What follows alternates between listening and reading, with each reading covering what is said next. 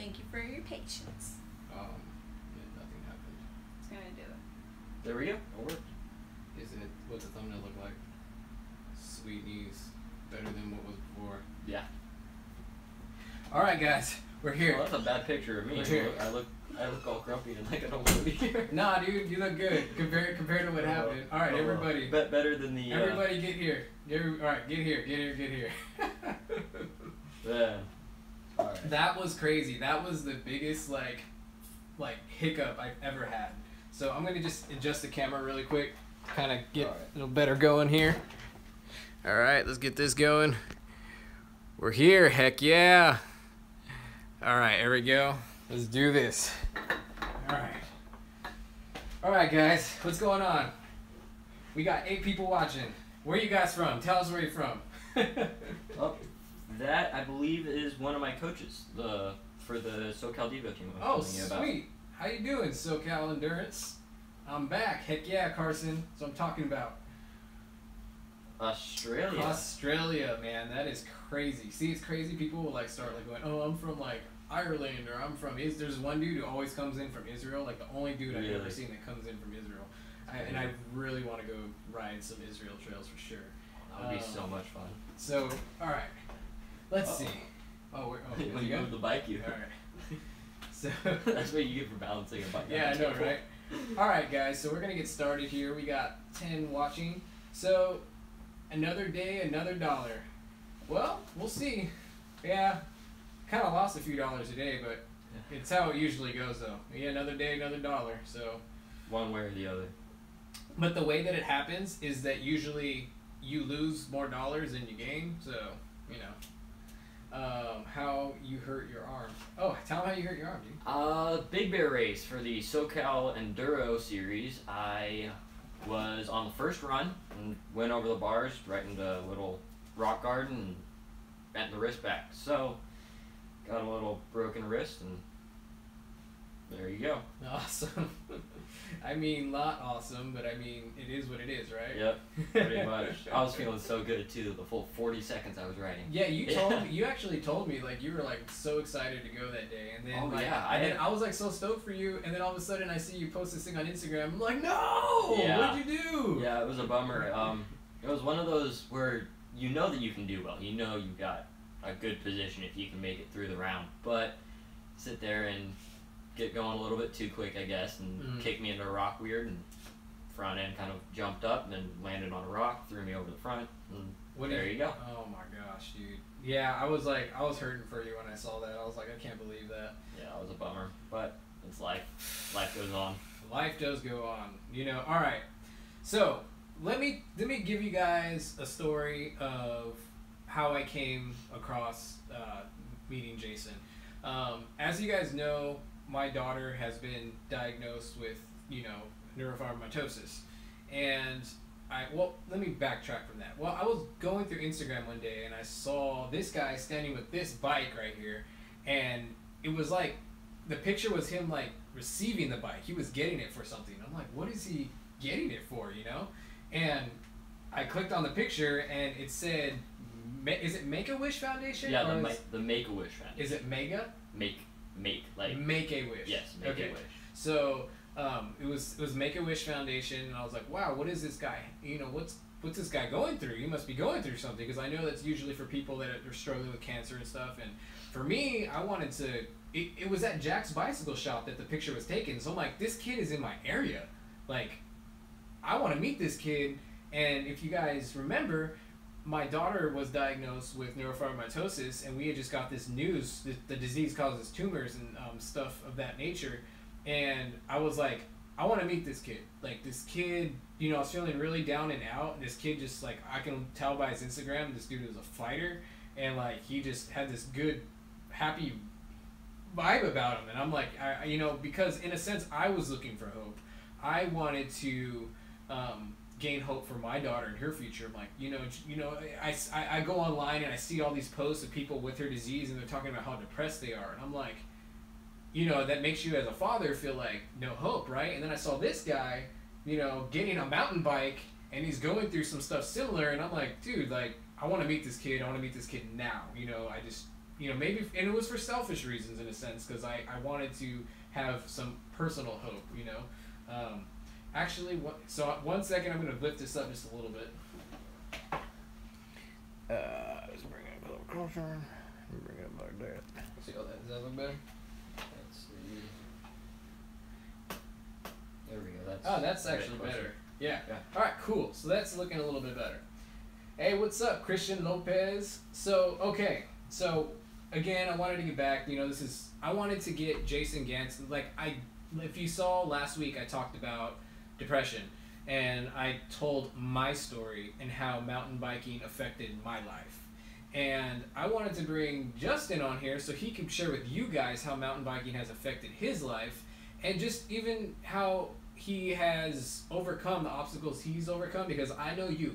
Like, my audience, yes, loves to have fun and everything, but I know my audience has also been through some stuff. When I did the thing on depression last week, everybody was like, dude, this is what happened in my life, and everybody's telling me their life stories, and I was like amazingly like touched by that. And so, you know, we love stories. We want to be strengthened. We need that strength to fight life, to get on our bike the next day, to do positive things, you know, and stuff like that. So I got Jason on here. Super stoked that he's here. So we're going to kind of just go through this thing. Hey, what's up, MTV Fiend? MTV Fiend is a local rider. Oh, yeah? He like does like crazy like jumps. Like, he took like a 40-foot jump on a bike that was like 10 years old or some crap. I'm all for jumping, but 40 feet, that's yeah, little. He's done more than limit. yeah. That's a... And he's done more than that. So, so Jason, let's start up with some just like opening stuff. We'll get into like, you know, the harder stuff later, but you know, I want to know some stuff. Like, I want to talk about how did you fall into the sport of mountain bike riding? Because Jason is a racer. He races. Like, if you guys don't know, you guys are gonna find out. He was going mid-chemo, and he won a recent mountain bike race first in his class. And, you know, we're going to talk about that later, but I'm just going to let you know, he is a racer. So how did you find the sport of mountain bike riding? How long have you been mountain bike riding? Well, me and my dad have been mountain biking mammoths since I was 9. I was 3 years old when I first was on a bike, and that was up at Mammoth. I had the training wheels. First time I got on the bike, I was like, Dad, take these off. Then, like, 3 days after that, we ended up going to a skate park and started hitting all those. So that was all up at Mammoth. I've already been on the bike. And then a few years later, I would go down the mountain on the BMX bike and just have fun. But I would always want to go off the top, and couldn't until I was about 9 for, you know, I just wasn't there yet. Yeah. Then come 10 years old, my dad sits there and throws me off the top of the mountain on a BMX bike. Hey, my dad's like that. So he's just like, well, just try not to fall and we'll see what happens. Yeah, we'll just roll you down the hill and just, you know, hope you don't die on the way down. But it's okay. You'll make it. Break some bones. All good. Yeah, so that's kind of how I got into the downhill mountain biking. I had some friends on a team riding with Murrieta Mesa High School. I met them during a PE class. Okay. So he ended up racing cross-country mountain biking with Murrieta Mesa.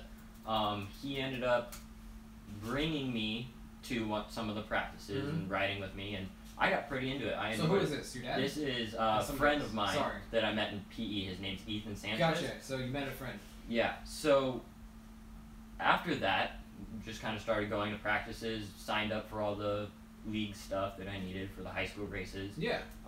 Been doing that, and then that was about 3 years ago, so the year prior to leukemia. So you've been mountain bike riding for 3 years? 3 or 4 years I've been racing. Okay, awesome. I've been riding since I was like 9. Okay, gotcha. For the mountain biking. But the cross-country mountain biking I've only been doing for about 4 years. Okay. So it hasn't been a long time, but it's been fun. So that happened, and then after the first year of riding is when I was diagnosed. So I was only year 1 of cross-country. So I was in middle school and racing those categories, tons and tons of middle schoolers on bicycles, and I was doing pretty well. Yeah. So it was a ton of fun. So you found it 3 years ago, and you've been basically riding ever since. Pretty much. I've had the 1 year off because of treatment, and so I'd be on the bike every once in a while. Gotcha. But you're good though, dude. Like, I have pictures of this guy. This dude's like freaking sending it. Like, this guy's good. He's got talent for sure. So what so the next thing I wanted to know was like, what is it about mountain biking that gives you such a passion for the sport? What is it specifically about mountain biking that you get that you don't get from other sports? You know? Well, there's an element of the workout. The workout is always fun. You always feel better when you're more in shape, Runners more high. going. Yeah. Yeah, exactly. Then there's the element of the adrenaline. The Gotcha. adrenaline going down those mountains is amazing. Yeah. But I've always grown up riding bicycles. I did, I think, 4 years of BMX. Okay. Made it expert, and the track in Paris ended up closing for a bit. And Okay. I just kind of fell out of Ah, the cycle. So yeah. that was kind of a bummer. But after that, jumped on the mountain bike. Was like, hey, Dad, I haven't tried this in a while, so grabbed the mountain bike, started riding a bit. And it's just something about the scenes, going different places. Up at Mammoth, it's beautiful. Big Bear, it's amazing just to sit there and ride down. So that plays a big aspect to it. And then I've just been riding forever, and it's part of me. So kind of. You know, he really summed it up. And the two first things he said are just like so important, because one of the things about mountain bike riding that you don't get from any other sport is like that. I don't know, maybe there is, but I don't think there is. At least anything that I enjoy. But I mean, you get the workout, you get the runner's high, but then after that, it's like, let's go. We're gonna go shred it downhill, and we're gonna get some adrenaline going. Like, I don't think there's like a good healthy workout / adrenaline ratio that you get. You know, besides from mountain bike riding, and it gets us outside, like you said. Like, it's like being outdoors is something that is just part of us. You know what I mean? I don't know. Being outside is so important, and like you said, getting grounded by the beauty, basically, of these different places that you go. You see things that not everybody gets to see. You know what I mean? Yeah. Like in real life. You know, like, you know how many like animals that I've seen in my past like year that I've been riding. Oh yeah, go up to Big Bear, Mammoth, any place around here, and something new. I've never seen these animals before, and now I've seen rattlesnakes. I've seen, I've ran over two. You know what I mean? I've seen like coyotes and all these things. It's just something about mountain bike riding that's different than anything else, man. Oh yeah, for sure. Yeah, I can go on. This is probably another topic. So when and where did you experience your like all-time favorite like memory of mountain bike riding? Where you're like, dude, I love mountain bike riding, and you're just like at that spot. Like, was there a specific time where you're just like, this is probably the best time I've ever had mountain bike riding? One of my favorite times was one of the first times I went off the top. I think it was maybe the second year that I went off the top of Mammoth Mountain. Okay. We had some friends up there. My dad, he used to race motocross, so he was coaching people up. And there was a big race in Mammoth. Okay. So we ended up going up there, spent more time than usual. Okay. So we had those friends up there who ended up going down the mountain with us. Okay. I got to the bottom of the mountain, or about halfway down, because there's a ski lodge where you take a break and Gotcha. chill a little bit. That was probably one of my favorite times mountain biking, getting down to the bottom, realizing, hey, I'm actually not that far behind these very in shape, very, very fast riders. Yeah. And so that kind of was encouraging, and that was definitely a memory that sticks into my head. Mm-hmm. Because sitting there, it's like, hey, I'm actually might be somewhat decent at this. This might be fun to go somewhere. So. Yeah, so it was the experience of you feeling like kind of like you had this natural feeling towards it, and it happened in Mammoth. Yeah. Awesome. So I kind of relate to that. Like, I remember like when I first started playing music, I was like, wait, I suck in school, but for some reason I'm excelling at this musical instrument stuff, and it feels, you're just like, it's like that aha moment. So you felt that with mountain bike riding. Yeah, with mountain bike riding, there was just a sense of being, I don't know, almost free, as cheesy as that may sound. Sitting there and just going as fast as you can, hitting stuff that you know you shouldn't be able to go over. Just I don't know anything about that. Going fast, and I don't know, something about it, being one with the bike, sitting there messing around, launching over rock gardens and sitting there and, oh wait, I can catch them, and catching up to them. Dude, like, totally, like, I could totally, like, relate to, like, all that stuff, kind of, but I mean, I wish I felt more at one with my mountain bike riding than I actually do. Like, you probably, like, as I've seen you ride, you probably freaking more at one than me. MTV Fiend probably knows what, being at one with your bike feels like, but, most of the time I'm fighting the bike. Woo! I give you $150. Did you receive it? What the heck? I can say for sure I did not receive $150. So I don't know about that, Jack. If you did, that would be sweet, but I mean, you know, there's nothing up there. If you're just trolling me right now, I don't know. So anyway, that's not about that right now. Let's get back to how much did you charge Starbucks for that product spot? They gave me $1 million, Gene. $1 million. Oh, I wish. I'm just playing. No. I wish. Man. Hi from Florida. What is up? All right, so we're going to be doing, too, a question and answer as time goes on, especially at the end if you have any questions. So if you have any questions, be thinking about them, and he's going to be answering all of them, definitely, when we get more towards the end. Probably we'll have like a hangout session if people will hang out. So we're going to hang out tonight, so let's do it. All right, so let's go into Jason's, how far in are we? We're 15 minutes in. That's not bad. So let's go into Jason's story. I wanted to bring Jason here to tell his story because I believe that we can all gain strength from people's experiences and trials, and that prepares us for the trials that we will eventually face. And mountain bike riding is a tool, in a sense, that how I look at it, to get our mind straight so that we can, you know what I mean, deal with those trials. You know what I mean? It's not everything, but it's a tool, you know, to keep us mentally strong and healthy.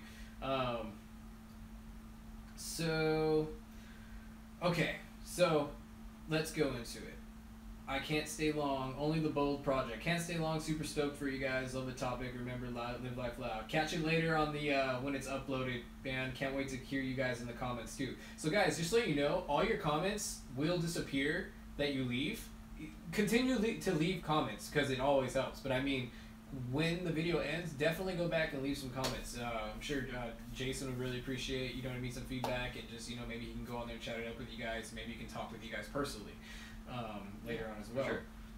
All right, so let's get to Jason's story.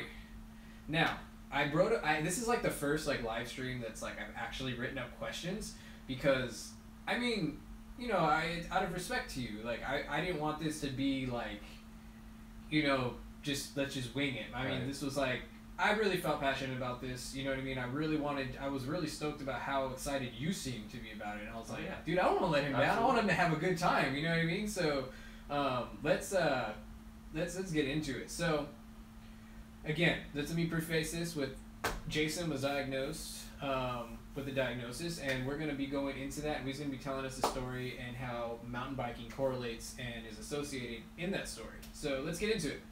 All right, so Jason, so when were you diagnosed, and what is your diagnosis? I was diagnosed May 28th of, I believe it was 2015. Okay. Or it might have been 2014, actually, now that I think about it. I was diagnosed with acute lymphoblastic leukemia, so ALL for short, which is how they, you know, say it in the doctors, or all the doctors say it to each other. Yeah. Let's see, I would have been about 13 or 14, so it was definitely one of those kind of times where it was definitely impactful. It was scary because I was just old enough to understand what was happening. Okay, got it. You know, kind of able to understand that, oh, okay, as the doctors sit there and come in and say, yeah, you've got leukemia. I have what now? So yeah, like, so on that note, like how did you feel when you were diagnosed, you know what I mean, you know, type of thing, you know what I mean, because to some people, they're like, when they're told they have cancer, it's like the world comes crashing down, you know what I mean, or like, you know, so how did you, like, what did you, like, you know what I mean, how did you experience that, you know what I mean, if you don't mind me asking, you know, in that sense? Well, the way that it happened, I was so incredibly out of it. When I was diagnosed because I was extremely sick. I had a massive fever, and I didn't get out of bed for like a day and a half or so before we ended up getting a doctor's appointment. When they told me, I was so out of it, and they were going so fast that I don't think I really had time to process it until about a week afterwards, when it kind of started becoming a routine. And at that point, it was kind of like they had already given the percentages for survival and stuff. So it was definitely kind of it was an eye-opener for sure. But as far as being extremely depressed, I think one of the hardest things was knowing that I'm not going to be able to continue as I was with the mountain biking, with just life in general. All of life was going to change. So it was kind of like a dramatic, life, almost like a sense of life is over. But come to find out, it wasn't. So what, can I ask, what did they rate your survival at? At the time, I don't remember the exact survival before treatment. But after treatment, I think that it bumped up to about 70-ish, 70% or 70 or 80% chance. So before treatment, it was what again? Before treatment, it was pretty much terminal. If you didn't go for treatment, you would have been terminal. If you didn't go for treatment, you sure will. What was the success rate of the treatment? Success rate of the treatment, I think is, I'd have to ask my mom, but I think it's somewhere around 80, 75, 80. That's kind of like the projection. So 75 to 80% success potentially. Yes. So so they caught it at a good stage then. They caught it. Luckily, they caught it early enough. It was still late enough that they had to go through quite a bit of all this stuff. Yeah, because you've been going through it for 2 years, right? It's been about 2.5 years, I think.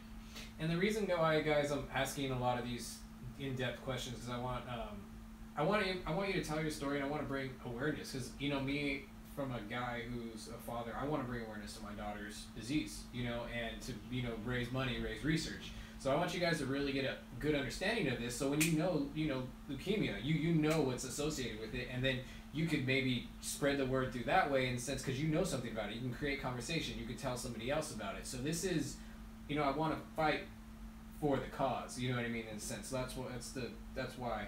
Your mom actually said 87 and 93%. However, he is not able to receive full treatment. Oh, so you weren't able to receive the full treatment? Yeah, that's a fun little story about my treatment. Mm-hmm. They give, I believe, 2 chemos that have a very high % chance of allergic reactions. Okay. So they'd give me the chemo, and then a nurse would sit in my room next to my bed for about 15 minutes watching. Yeah. And then after that would come in every 5 minutes, make sure I'm still doing okay. Yeah. I ended up having an allergic reaction to 2 of them.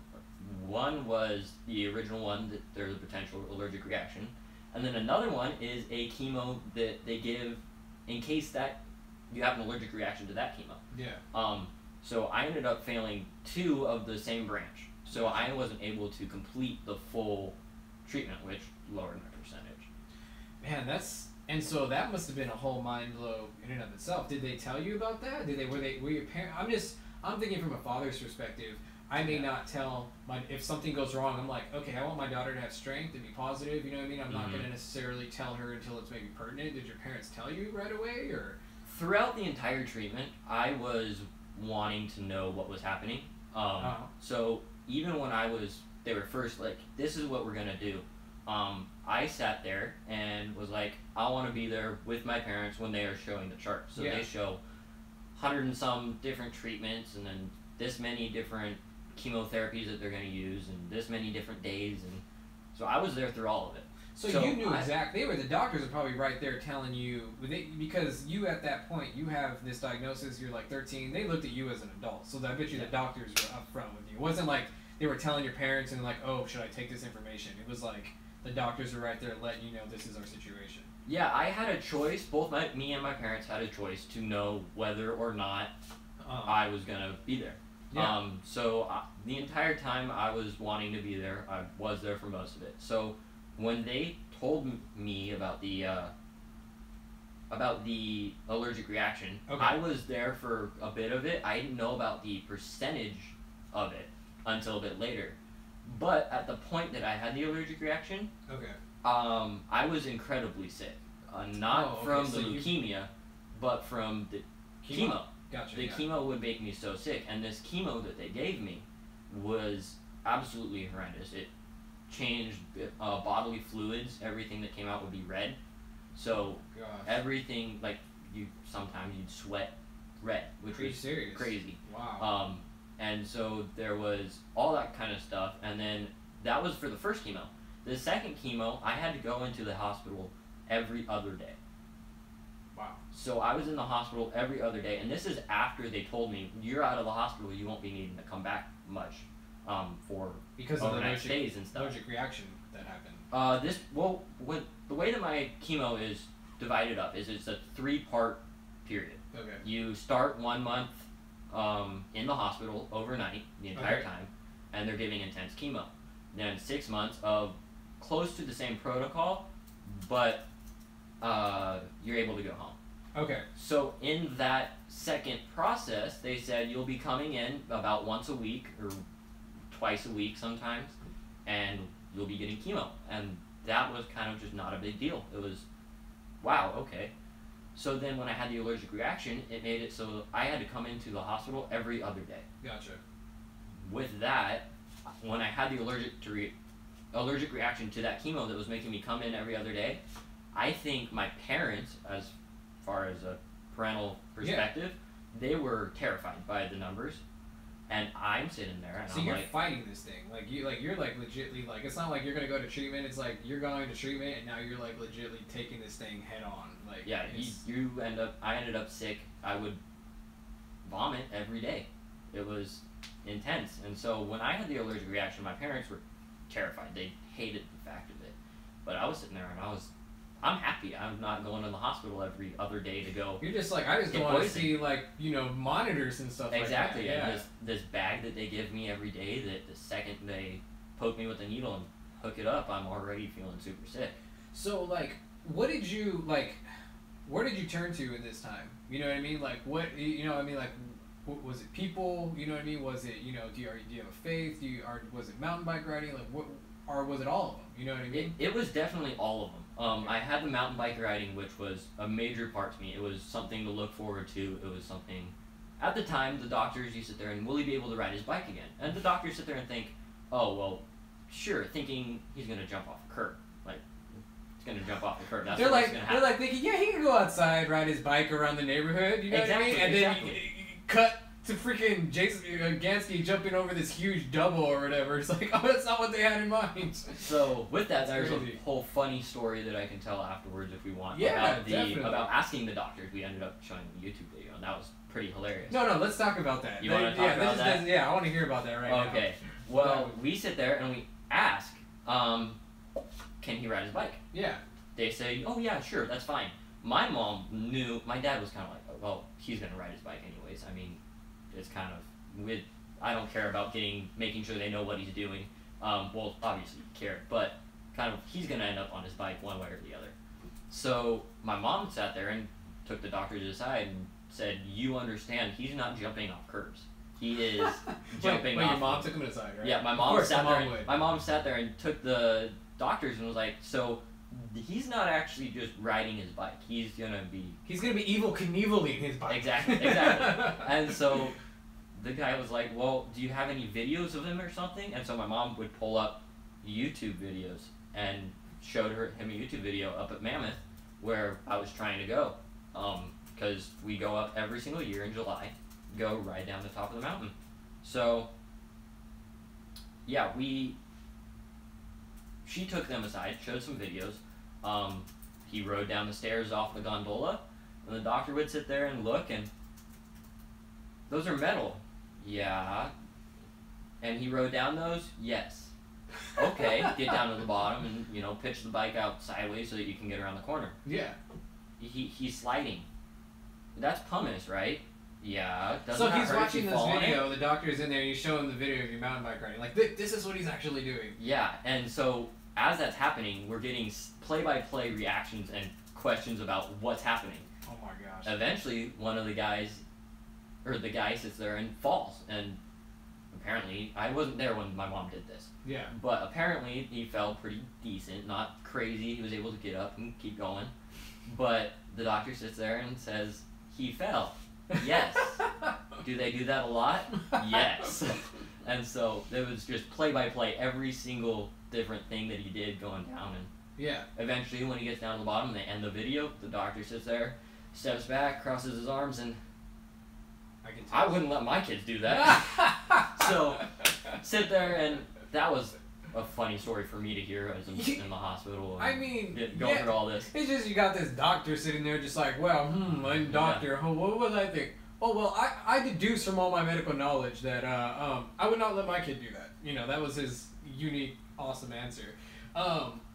So there was something on here. Hey, I want to thank Regular Guy Mountain Bike Riding for the super chat. He said, God bless, man. And then OTR also said MTB and Fitness. OTR and MTB Fitness also sent him a super chat saying thank you, you know, for everything. You know, he said God bless, I believe it was. Oh, he said God bless. Shipmate diagnosed with leukemia years ago. First sign was when he fainted during a fire drill. 130 Fahrenheit engine room in full of fire. Well, oh, wow. That's crazy. I'm sorry to hear that. And then Regular Guy Mountain Biking says, tough kid there. God bless, dude. You rock. Thank you very much. So yeah. Oh, yeah. Only the boat. Okay, so they're trying to get a link over to the leukemia. Okay, so let's go on to the next question. All right, so. Well, as far as the other thing, I feel it on my heart to say this. You asked kind of what helped me get it through. Yeah. My faith is a major role to me. Okay. I am a Christian. Okay. Full on. When I was diagnosed, one of the first things that happened was my dad sat me aside and said, God has a plan. And we'll just go through this day by day and see what his plan is. So my faith definitely helped me out, knowing that there is some sort of plan. There is a divine, yes, you know, idea behind everything. Dude. So that definitely helped a ton. So, like, in what way did it helped you because you felt eternally secure? You know what I mean, right? I felt eternally secure. I definitely didn't want to go. I didn't want to pass, but if I did, I knew, okay, you know, that's cool. I'm excited, I'm nervous, definitely scared, don't want to, but if it does, that's great. I mean, yeah. I'm getting called home. So that was big, and then the fact that knowing that there's a plan, yeah, knowing that somewhere there's a purpose behind this, and this wasn't just a freak accident, and it's kind of. That's one of the things, man. You know, when I see people and I see design, you know what I mean? I can't help it. I see design when I see things. When I see the family, when I see the way that, like, love works and those feelings, like, I can't help but see a sign. Like, when I look at my daughter and I feel like, you know what I mean? Like, she's going through this. I don't know why, but, you know what I mean? There must, you know, to know and have that security that there's something bigger going on behind the scenes. Yeah.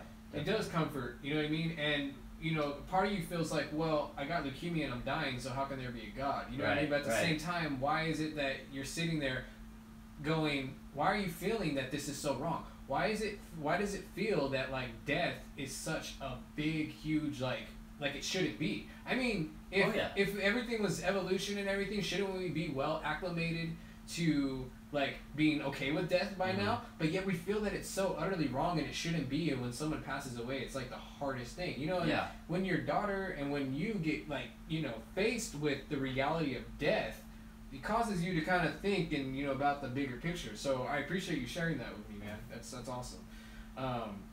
There's a question on here on the transfusions. That is a very big topic too. Leukemia patients especially, our blood, the cells in our blood are literally being killed off, because unlike a tumor, we can't have a surgery to get it removed. In order to remove a leukemia patient's, you know, cancer, you literally have to take out all of the blood. So what they do is they inject the chemo. The chemo kills your cells to where you have no blood cells. Gotcha. You know, no immune system, anything like that. Sometimes a blood cell called your hemoglobin will go low, and they will give you blood. Yes. Or white blood cells will get way too low, and they'll give you some blood. So those are definitely appreciated when people donate blood. Gotcha. I feel this is kind of a big thing that I've advertised on my site, personally. Platelets. Platelets are a high demand blood cell that is needed. So you can donate platelets. You can donate, and that'll help people with leukemia. Yes, you can donate people platelets. Know about it, do they? No, you can donate platelets specifically, but while it is a longer or slightly more blood required or something like that, I'm not quite sure all the details behind it. People don't donate platelets as much. So, in donating platelets, you're helping me or any other person with cancer a lot, because that is one of the few things. There's two types of blood cells that you need and you basically cannot live without. Okay. Those are hemoglobin and platelets, while there are other branches and stuff off of those that are important too. Those are two of the biggest things. So without platelets, I just sit there and get a nosebleed, and they rank it on a scale of 1 to however many, but then they multiply it by 1,000 for however much is in that vial that they take. Once that vial gets below 11 platelets times 1,000, then they have to give platelets. Platelets are a high demand, not very well donated thing. So if you are feeling like donating, if you feel like donating blood, platelets are definitely a major thing to go for. All right, guys. So hear that. So let me tell you something right now. Leukemia is a serious issue. I have a friend that rides mountain bikes as well. Well, not a friend. He's kind of an acquaintance that I've met through mountain biking one time, and I follow his Instagram. But I just found out that his, I think, 4-year-old daughter, just last week, was just diagnosed a month ago with leukemia. Oh, wow. My daughter is prone to leukemia because of her disease. You know what I mean? It's not for sure she can get it, but it is something that specifically says, people know neurofibromatosis, they have a chance of getting leukemia as well. So leukemia is, and I forget, there's somebody else too that I found out has leukemia. So guys, platelets will help people with leukemia. So if you guys want to donate, I'm sure they pay too or something like that. So keep that in mind. Go to, go wherever you need to go, ask about donating platelets, because we don't think like that. What's a platelet, right? I'm sure we would all be willing to donate platelets if we knew, more about it. You know what I mean? Mm-hmm. We just think, let's go donate blood. Well, let's donate platelets for people like Jason, for people like my friend's 4-year-old daughter, and anybody else. So just putting that out there. All right, so I'm going to get the link right now to the website to donate from, let's see, there we go, Justin Ramsey. Here's the link. I'm going to paste this guy into the thing right here. Paste. All right, so there's a link, guys. So just go there, check it out later. All right, thank you so much, Justin, for hooking that up, man. That's awesome. Okay, so how has mountain biking affected your journey with cancer? Well, like I said, I've grown up mountain biking. It is part of me. Bicycles, off-road motorcycles, anything like that. It's part of me. I've done it all my life. Bicycles have been a specifically major one in my life because it's much more accessible. It's a ton of fun. Yes. I have a blast doing it. So when I would be feeling, crummy, or even at times when my mind would start wandering, and because there's an element of I'm surviving this, these people aren't, and it takes its toll on you for sure. So that is one of the things that pops up into your head with leukemia. So when anything like that happened, I would just go to mountain bikes, whether it was on the bike or off, just watching videos about it. It was a ton of fun it's what kept my mind off of this. Then eventually, once I got a little bit more able, my balance came back, because the chemos throw off your balance and all that kind of stuff. Yeah. Once all that came back, I would just get on my bike. I would simply just ride. Yeah. My mom always got mad and frustrated with me because, one, I'm technically not supposed to be on the bike still. If I fall, I get a major infection, and there goes hospital trip. And so there was that. And then the fact that the bicycle was one of the only things active that I could do. So my mom would always get mad. You can ride your bike, but you can't unload the dishwasher. I'm like, yeah, pretty You're much. like, Mom, I got cancer. Come on. Yeah. All my strength is spent slack on the one thing. Come on now. Yeah. So you couldn't play the cancer card, really. Yeah. You're like, dude, come on. Definitely. You can't get a break here. Yeah, Oh, man, I can totally relate to that. I hate doing dishes. Right? What do you call it? My wife probably agree if she's watching out there. Seriously, the kid rocks. How freaking cool would that be? There should be a leukemia MTB event. You know what? That's the thing. I'm going to be starting the neurofibromatosis thing, but I know with neurofibromatosis, leukemia is associated. So, like I told you guys before, one of my goals for this channel is to get this thing to grow. I at least want to get to 5,000 subscribers before I pull the gun.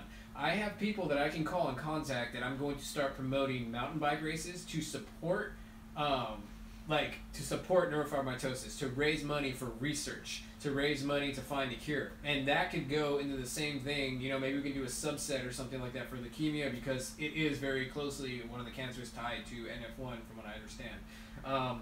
So, guys, remember, spread the word about this channel, you know what I mean?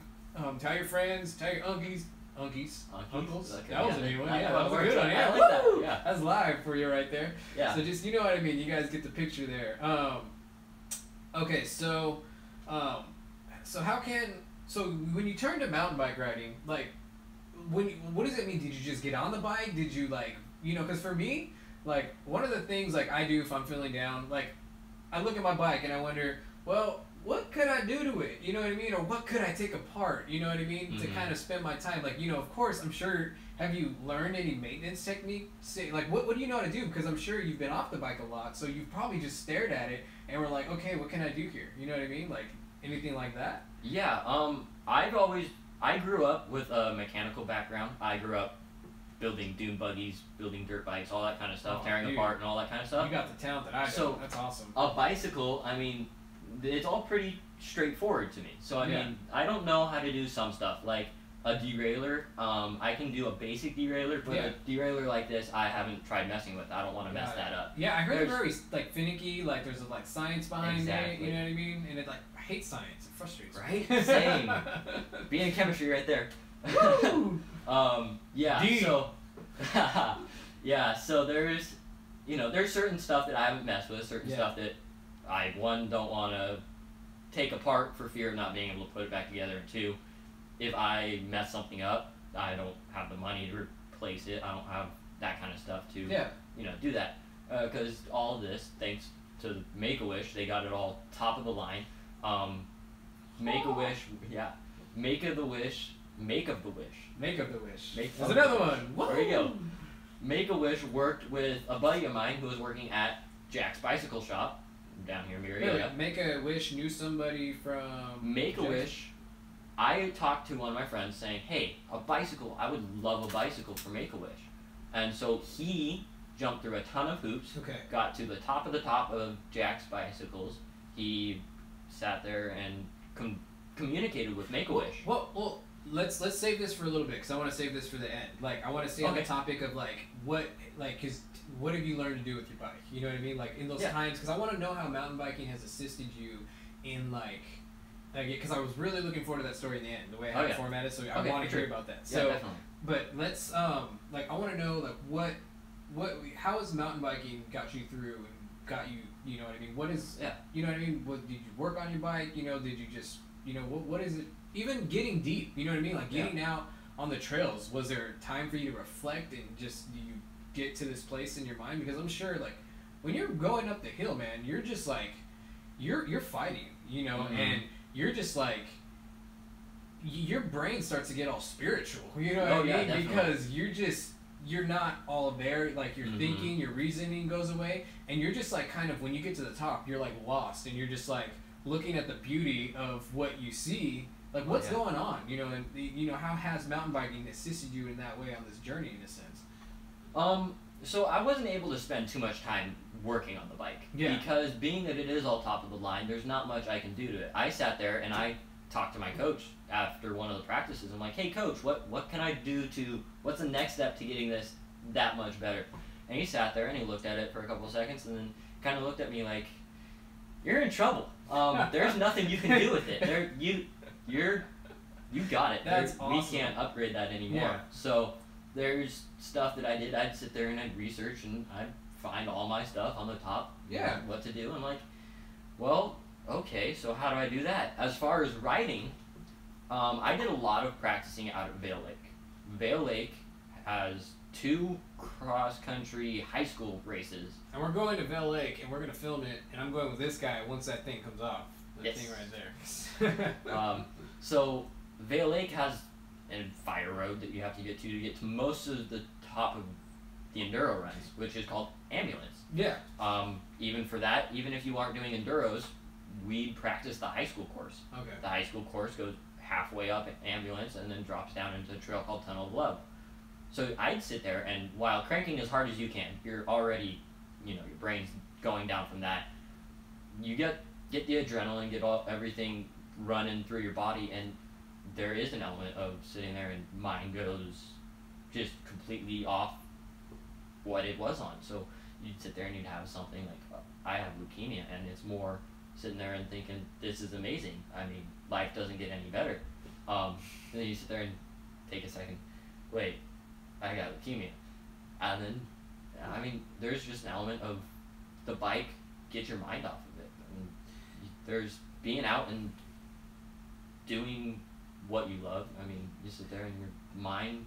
And there's definitely like a biological like reason for that. And I kind of talked about this last week. It's like I believe that we were designed to work hard, and when we work hard, your body releases those endorphins. So like you're mountain biking to the top, and then you're just like thinking like, what was the worst thing in the world? You're like, wait a second, why do I feel so dang good right now? Because your body's literally producing those endorphins, and you know what I mean. And I don't believe, and I know there's probably a spiritual component to it as well. Oh, you know what I mean, of like God allowing that stuff to happen, or however, what have you, so there is that, and that's totally, guys, like, if you're struggling, if you're going through hard times, like, and you need to feel like, you need to get some extra boost, like, work out, get on that bike, ride, and you're going to get to the top, and you're going to feel good regardless of what's going on, because your body is literally triggering that response and those chemicals in your brains to dopamine. I think is it dopamine? I think it's one of them is dopamine that makes you feel just like, wow, I feel so good. Like it's kind of like when you got in the hospital and you get that shot in your butt and you're just like, I would rather be anywhere else but here right now. You know what I mean? I had my appendix taken out one time. I remember they did that. I was like, everybody was like, dude, why is he so happy? Yeah, I mean, that's one of the most amazing things about the Enduro too. You can sit there and walk up if you want. You can ride up if you want. Either way, you're still pushing pretty hard to get up the mountain. Yeah. Whether you're in shape or not, you still have to pedal up to the top of the trail. But then once you get up to the top of the trail, you've got this amount of time that you have to wait before you can go down your run, because they send it off in I think a minute between each category, and then 20-30 seconds depending on how many people there are. So you get up to the top and you're waiting, and you've got all that going through your brain, and your brain just starts spinning, and it's like, everything out here, get to the top of the mountain, and you have this amazing view, especially Vail Lake. You get to see the lake, you can see the dam. I was there one time. I did see it one time. I have one video of when I demoed Intense Tracer or whatever. Oh, yeah. And we went to the top of Matco Trail, and you see the lake. That's exactly where I'm envisioning right now. Yeah, it blew me away. I'm like, oh wow, this is this beautiful right here. I had no idea. Yeah, sit there and all of that was put into place with a purpose, all sitting there, and it's amazing. So ton of fun. Yeah. So I guess. Yeah, that's just the mountain. We can talk about it all day. You know what I mean? Of like different experiences. Like it's just amazing. Like so. Well, I guess what I want to ask now is like, where are you like in the journey of cancer? Like, where are you at? Are you in remission? Are you still battling it? What are the likelihood if you are in remission? What's the likelihood of it coming back? That type of thing. So where are you at? So I am in remission. I was in remission about 2 weeks after I was diagnosed. Oh. Okay. After I was diagnosed, I'm in the hospital for, I think it was 32 days by the time I got out. 2 weeks into treatment, they did a blood test, and they couldn't see any cancer cells in my blood. I was part of a research protocol too, because I volunteered for it. We just help people see what they can do to improve the treatment. So they did a blood test for that protocol, or for the study, didn't see any blood cells. Mm-hmm. So we believe, most everyone believes, that I was technically in remission at that point, while the the correct term wouldn't be I was in remission until about 32 days after diagnosis, when they did a bone marrow biopsy. Your mom just said forced remission. What does that mean? Forced remission means that I'm still getting chemo. Okay. They did not see any leukemia cells, right, in the bone marrow biopsy, but they have to continue the treatment to make sure it doesn't come back. Yeah. So what they do is they call it a forced remission. So it's still getting chemo, but I don't have any blood or any cancer cells. So after my chemo's finished, I will be in remission for 5 years, and then after that, I will finally be declared cancer-free. Okay, so what's the likelihood of this reappearing? Because from what I understand, leukemia is hard for that reason, because it's not like you can take out a tumor or whatever, but Right. it's the whole fact that your body's producing it. You know what I Mhm. mean? In the sense your blood is producing it. So that's why it's the 5-year remission. And even after 5 years, does it completely go away, or does just the chances go extremely low after 5 years? After 5 years, the term is mostly just a term for cancer-free. I'll be doing blood tests and stuff to make sure that I'm not getting it back. For the rest of your life, right? Yeah. Well, I don't know about for the rest of my life. For a while, I know that much. I believe that I'll probably be doing blood cells kind of on my own terms, I guess, or blood counts on my own terms to make sure that it's not coming back. Yeah, my mom said no visible leukemia cells. That is an important factor I missed. They take the bone marrow biopsy out of my hip, and that's it. So there's a chance that there could be a leukemia cell in the bone marrow in my kneecap. So they can't. That's part of the reason why they continue the treatment. Want to make sure it doesn't come back. Why can't they just check every kneecap? Because what they do is the leukemia, since it's a blood disorder, it goes through your entire body. So in order to technically see if I actually have every leukemia cell gone, yeah, they would basically have to take all my bone marrow and then check it, which that's not possible. They can't do that. Yeah. So they take it out of your hip, which I'm not sure, but I think that that's just kind of like one of the places where it most commonly is found. Okay. Not 100% sure of that, but there is that. So. Oh, Justin Ramsey made a good point, and I was actually kind of thinking the same thing, because 200 plus bones in your body, they would be insane. So Right, it could be right. anywhere. That's Exactly. why. Got it. Okay, thank you, Justin. Justin's Great over point, here great keeping point. us on topic, man. Yeah. You know, Justin, someone needs to super chat Justin. Okay, so, all right. So the next thing, so what are your future? Okay, so what words of wisdom and or advice would you give any young adult facing cancer or another life-threatening illness? There's so much. I mean, it'd be hard to make one specific point as to, you know, a main thing that I would say. But the thing that got me through it, the thing that my dad told me that got me through it, as I said before, is there's a plan. For me, it was to testimony. Hundreds and hundreds of people would come through the hospital. I mean, you'd sit there and you'd see people walking by the room. So for me, one of the things that kind of came to my mind was the fact that there's a plan. All these people are witnessing. You can be a witness to them. For me, for the biblical aspect of it, but you know, not everyone has a religion necessarily. Yeah. So even then, I feel like there's a plan.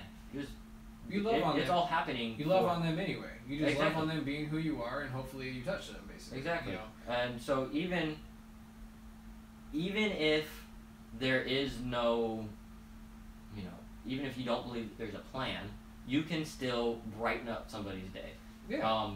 My dad played a big role in this, but when we go into the hospital, the nurses, they can sign up to say, hey, I want to, you know, nurse this, or, you know, be the nurse for this person. Yeah. Our card after the first, 2 weeks was full.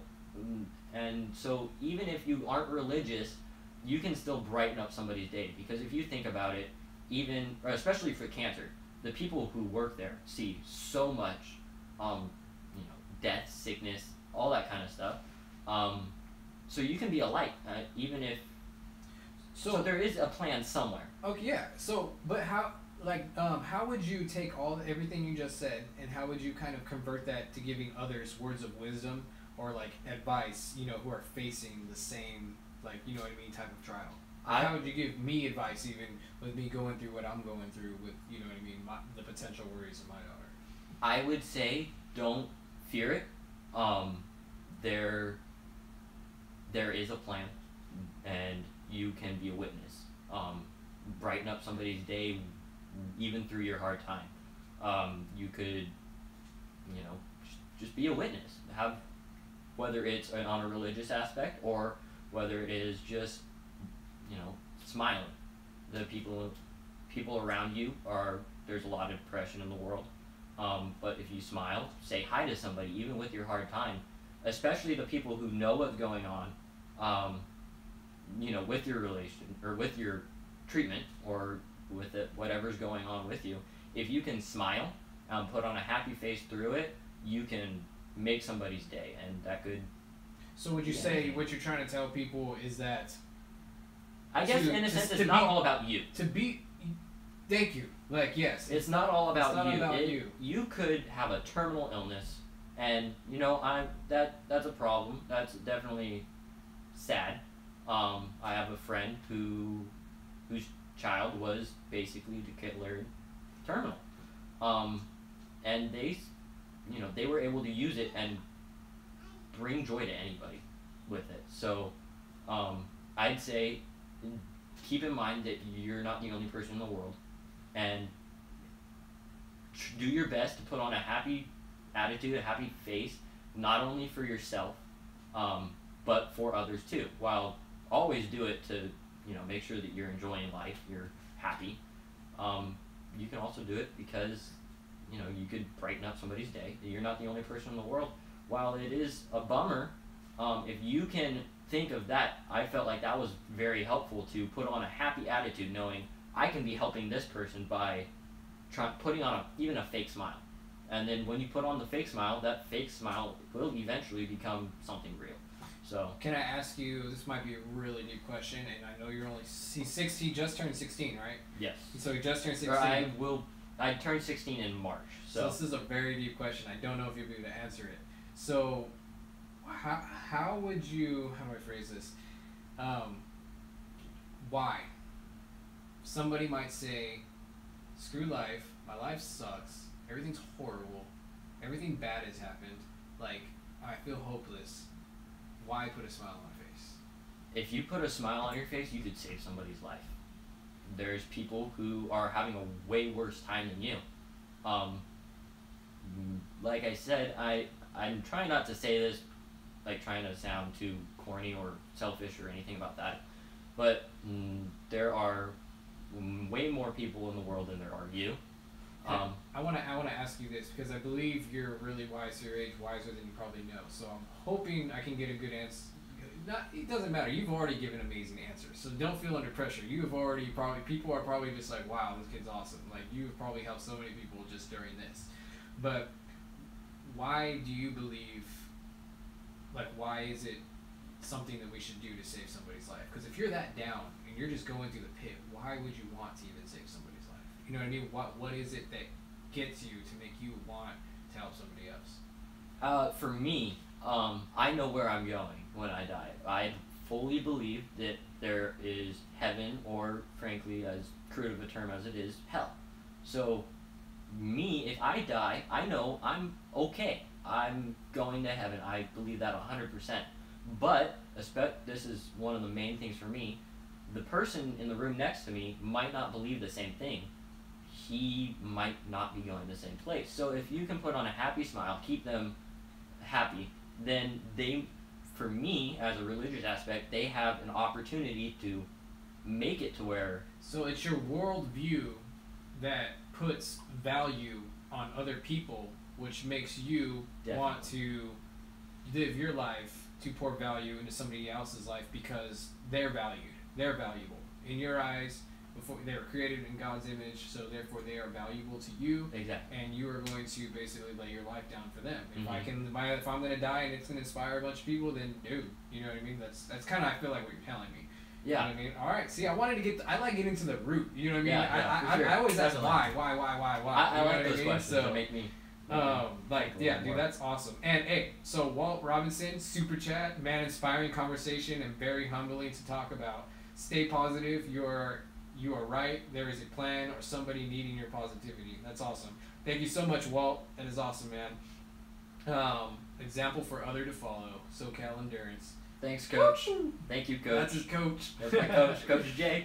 All right, so now we're gonna talk about the bike. The bike, ladies and gentlemen. So, let's tell you, how did you get this bike?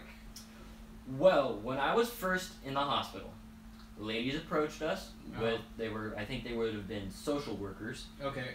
So their job is to try and make you feel as comfortable as possible, try and make you, basically, if I wanted a video game, they'd get me a video game. Okay. Anything like that, try and kind of lighten your mood. Mm-hmm. One of them came up to us and said that I qualified for the Make-A-Wish Foundation. My mom was about ready to reach out and hit the person because Make-A-Wish is very well misunderstood. Make-A-Wish is not for terminal illnesses. Oh, so your mom was like, "You gonna tell me about what about my baby? Exactly. Or get that crap out this room right now." You're saying my kid's dying. Yeah. Especially, and even for me, it's kind of like, so make my last wish. Is that what you're saying?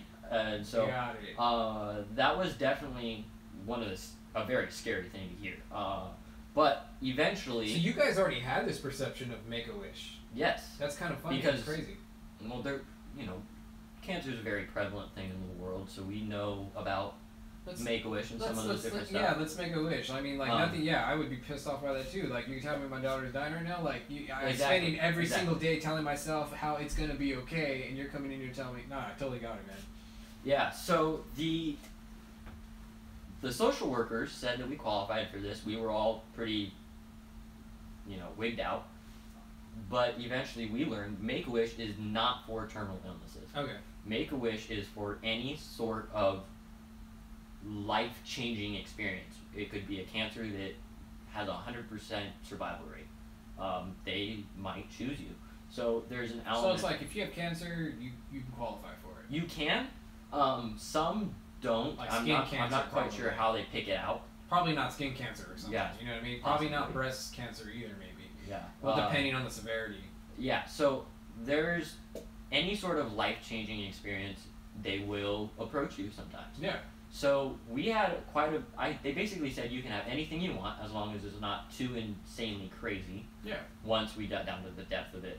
But before they said it's not too insanely crazy, they said you can have anything you want besides I think they said a car or a house. Okay. So with that, that's probably insurance reasons. So with that, the first thing that popped in my mind was motorcycles. Oh. Because my dad raced motorcycles, but that was laid off the table. And so the second thing that popped in my head was instantly bicycle. My mom to this day hates my decision, especially when I do stuff like this. We're gonna talk about that too. I could have gone to Italy. They could have taken my whole family to Italy for a while, and we could have gone on field trips. I had literally any option. But the first two things that popped in my mind were motorcycles and mountain bikes. I kind of knew motorcycles were out of the option. And one of the main reasons I thought of motorcycles is because they're much more expensive, something that we could pay for. Yeah, Come to find out, that's not true. Yeah. So that's the main reason why it came into my mind. I thought, well, I can get a bicycle. Yeah. I could get a bicycle. So, I mean, and at this time, you were only riding for a year. So exactly. You didn't know, what you know now about mountain bike riding. Exactly. I only had been mountain bike racing for a year. So, motorcycles were the first thing in my mind because they're the more expensive thing. I can buy myself a bicycle. Yeah. Bicycles were definitely still my top priority, but being that it was, I could have anything, the most prevalent thing came into my mind was the motorcycle. They ended up not being able to do that, which I'm pretty glad about because I was able to get this. Yeah. Which was my main priority. My main thought was, well, the motorcycle I can't pay for that, but I can pay for a bicycle. Come to find out, they couldn't do the motorcycle anyway. So I said, well, I'd really like a bicycle. Yeah. We priced one together, and it ended up being more than they were willing to do. Which one was that one? I was looking at a custom top fuel, so it was gonna have custom, my name on, like painted on it and all that kind of stuff. But then sick. my buddy Addison at Jax Bicycle Shop, Yeah. I was working with him to get the bike, and he said, well, I can run this up through Intense, I can run with Jax and see what I can do. I can possibly get you an even better bike that Make-A-Wish would be willing to pay for. Yeah. So it took a good amount of time, more than a usual wish, to like actually come up with the wish. Yeah. But it ended up working out. He was able to get Intense to work with Jax and Make-A-Wish, and so I ended up getting this one. Good job, Intense and Jax Bicycle Shop, for stepping up. That's awesome. I mean, yeah, those guys are good guys over there, man. I mean, that's so cool that they what's going on? Yeah, the Envy Bling, yes, definitely. I love these rims. Those are amazing. Are these carbon, by the way? Yes, those are the Carbine Envy M60s. Okay, so on that note, okay, what's your favorite thing about this bike? Because we still haven't even talked about the main thing I want to talk about, which is your win. I mean, I totally spaced it out. We got to go into that. Like, we got to go into your win and tell everybody what happened. So let's real quick. What's your favorite thing about this bike?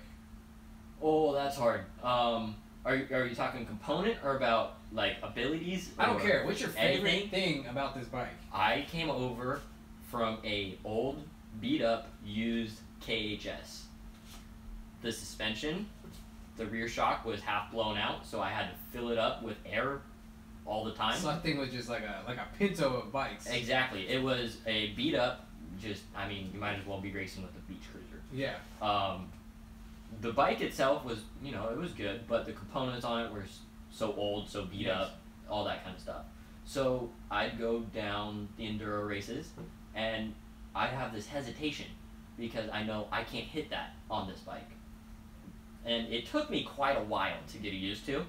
But on this bike, I just recently found out what the max is for what I'm able to go over, and that resulted in this. Yeah. And that was insane. So being able to fly over anything on that bike, I mean, almost anything, and sit there and be perfectly fine coming out on the other side, it's just the feeling is surreal. It's amazing being able to go that fast over the stuff that you do during races. I mean, you run over boulders that are this big and stuff like that, and bike soaks it up. So being able to go from that hesitant, I need to slow down because this bike won't make it over that rock, that boulder that's sitting there, I will fly over the bars. Go over the same boulder on this, and you're fine. Wow, you get a little bang, and it's loud for sure. And definitely kind of scary. So this thing is much quieter, more nimble. It's much just quieter, more nimble, and the abilities that and the terrain it's able to take is insane. That's probably my favorite thing about it. I'm able to do this thing. That's what I remember feeling like when I just got into riding and I was riding my beater for a while. I got into a new bike, and it was kind of like, I feel like I just went from like a Pinto to a straight up Ferrari. Like, the technology is just gone. So no, I can totally relate to that in itself, the riding experience as being your most favorite part of the entire thing. I can totally get that. Favorite thing on the bike is definitely just the ability that it has. I can totally relate. So if you could have any bike, what would it be right now? Would it still be this bike? Would you want the new Carbine? What are you thinking?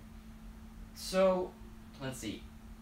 I personally love this bike to death. I mean, I don't think I would trade it for anything at this point because the way that we've got it set up, it's the Carbine, but it's built exactly the same as the Spider. The reason that we did that is because the Spider, the geometry on it and all that kind of stuff is much more geared towards the cross country than the manufactured Carbine. The Carbine is much more enduro. But being that I raced the cross country as well as the enduro, I needed a bike that I could do both. Yeah. So this is an amazing bike, the way that it's set up, because I am able to do both. Yeah, it's got a very aggressive geometry, as I can see. Yeah, I can race cross country amazingly on it, while I probably, hopefully, will be going to a hardtail for the cross country season. Gotcha. This bike did amazing throughout the year. I mean, I was able to get to states on it. I got to the state championship race. Didn't do so great, but 15th 50th out of 90 people. Bike still got me to states. Yeah. So I mean, I wouldn't trade this bike at this point. This is your dream bike. That's awesome. This is my and I dream knew bike. it was. It's just I asked that to everybody. It's like I have to. It's like my thing. So that's. I mean, it's not just. There's a reason behind it. I mean, I understand this is your dream bike, and there shouldn't. You have carbon rims on it. I picked this bike up, and I was like, "How is this bike like that much lighter than mine? Like you even got carbon cranks, don't you?" Yeah. Like these are carbon cranks, and then you got. No, yeah, it's all good. Let me see. We try to move this a little bit. Yeah, dude, this thing is sick. Dude, what kind of clip-ins you got? Those are just Shimano Oh, those are SPs. expensive, aren't they? Those are like $250, aren't they? These ones, I believe, were a limited edition for the bike. I got them right before I got the bike. Because I've never seen them blue. You're right. They, I don't remember the rider that they were modeled after, the name that it was. I have the box in my room somewhere. But they are a limited edition, so there is that adds to the price. I think they ended up being around $200. Yeah, they have to be. Yeah, they are. They really are. I've looked at them and I'm like, nope. Yeah. Is this Thompson's stem? Like, kind of like, because I've never seen them with like the red front up here. Is that like kind of a limited thing too? I don't believe so. I will be able to pull up all the specs on it. I've got all the specs on a list because this is an amazing bike and I'm not able to memorize all of it. The stem, let's see, I can find all the details. The headset is a Cane Creek 40 alloy cartridge. Okay, gotcha. So that's 40? Yes. Okay, gotcha. Yeah, so I'm not quite sure if that's a limited edition thing. I'm guessing it's not, but it very It well could be. might be because I've never seen that. If any of you guys know, it's not a big deal. But I mean, that's just pretty cool. Dang live chat, and I have to go to sleep. Riding DuPont tomorrow. Ride DuPont. Have fun. Sounds awesome. So, the other thing about this bike, so you got the XTR, you got the XTR drivetrain. Yes. And you got. Oh, actually, drivetrain. I believe it's XTR drivetrain. Dude, you got carbon bars on this thing too. Yes. Full carbon. Yeah, Full guys, carbon this build. thing is like freaking. This is carboned out. This has got all the bling on it, guys. Seat post is a dropper seat. Reverb. I'm loving with the reverb. the carbon seat post. Wait, what? This is a carbon. You got seat the carbon seat post too. No wonder his coach was like, "Dang, dude, I don't think you could do anything else." I don't even have the carbon seat post on mine. I thought I had carbon everything, but I don't have the carbon handlebars or seat post. So that makes sense to why I thought this thing was a lot lighter than mine. I mean, you probably, for all I know, you probably have like carbon, I don't know, something else on there, like pretty much parts or something. Pretty much everything on this bike is carbon. That's except for, you know. Oh, you do have. These are only, what are these, a 32? Those are 130. 130. I mean, like the width. Oh, the width? Because these let's aren't see, as wide. The spec. Let's see. All right, I do not see that. Front suspension, RockShox, 29 for the 29er, 15 QR through axle, 130 millimeter travel. I do not see width. All right, yeah, I'm pretty sure these are like probably equivalent to like 32s. They feel pretty skinny, so that would contribute also to your less weight gain. So no wonder this bike is just saving weight everywhere, and this thing is a monster. That is a great shock. It is the Cane Creek inline. Let's see if I can get the exact stuff on it. The rear suspension is the Cane Creek DB inline air. It's 200. I think it's 50 wide. Okay. I'm not 100% sure. I can also change it. The numbers are on the other side. I can't remember exactly how much I can change it to, but I normally leave it in about 200. Okay. So you seem to know more than I do already. I'm like, what are you talking about? This shock is amazing. It has like 4 different adjustments. You got high speed rebound, low speed rebound, high speed compression, and low speed compression. So it's incredible. A lot of adjustment. I haven't been able to find really anybody who's, you know, outside of a bike shop that's very good at adjusting the rear shock. The shock itself is amazing. I have had amazing runs down Mammoth, Enduros, all that kind of stuff. Yeah. The only problem I've noticed is you start needing to maintenance it, whether that is a rebuild or a just readjust the stuff every 12 hours of riding. Gotcha. So that is a bit of a pain. You can only get a few runs in before you start feeling like, okay, it's starting to slow down and gotta adjust it. Dude, yeah, that is everything you're telling me about that shock it just sounds like you could, if whatever you don't like about it, you could fix. Exactly. You know what I mean? Exactly. That's awesome. The only problem is the fact that you can only get a few runs. In fact, from Addison was telling me at Jax Bicycle Shop that Cane Creek, this shock is notorious for that. You can only have a few runs before you have to maintenance it, whether it's a rebuild or that kind of stinks. But do you know what to do with it now, or do you just take it in? So I take it in. They spend a few minutes. Does Jax hook you up or what? Addison, I know Addison pretty well, so I'm able to just take it to him, and either he'll do it as a buddy, as a friend, like. Addison's a good dude. I'm gonna shout out to Addison right now. I don't think he's watching, but if you guys go to Jax Bicycle Shop, you can ask for Jordan's awesome. He's the general manager. But Addison is like their star employee. I just they're all good employees, but I mean Addison is just he has a smile on his face. So I just want to shout out Addison. You're great man. You made me feel comfortable every time I was like this new guy going in there like, oh my gosh, I'm all intimidated by all this stuff. Addison just made me feel cool. You know what I mean? Exactly. All the guys honestly at Jax Bicycle Shop do that. They're all like that. That's why I love Jax Bicycle Shop. But I mean, if you meet Addison, and you go down there, you will know. Richard Anderson, God bless, amigo. Hang tough and shred on. Thank you so much for that super chat, man. Oh my gosh. Okay. So let's get on, dude, to how I met you and what made me want to step out and actually meet you. I wish we could have got to this further because I know more people watching. Hopefully it'll kick up again.